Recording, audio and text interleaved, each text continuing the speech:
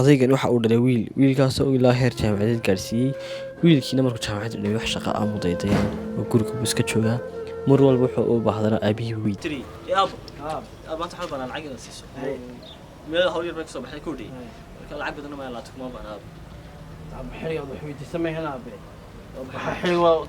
jaamacad baad ka baxdaa aabo nin weyn baad tahay xirigaad wax weydiisan ma hena orada aan ka shaqaystaa aaminsan war sanadka saaxiib wali wax barashadii dhameeyay wax shaqa meesha shaqada ka hebel baa saartay jiray waxa hebel keenay saaxiib wasaaradda ma saaxiib xoog baad leedahay xoogaa ku shaqaysan tawaaro baa hayna xilli baad la sheekaysaa ma xaduusan yahay waxa saaxiib inta xildhibaankii mayada wax ka sugaysa saaxiib miyaan adiga wax ka sugeen ma adigu ma iyada jikaleed ma shaqaysid saaxiib tawaaro taasina saaxiib shaqaysanaya insha Allah saaxiib gudida la gelin kolba kiyaan shaqaysanaya wuxuu noqday wiil shaqaysta oo isagoo isku filan ninka ragga waa ninka is soo saara ee shaqaysta kastaba ka shaqeeya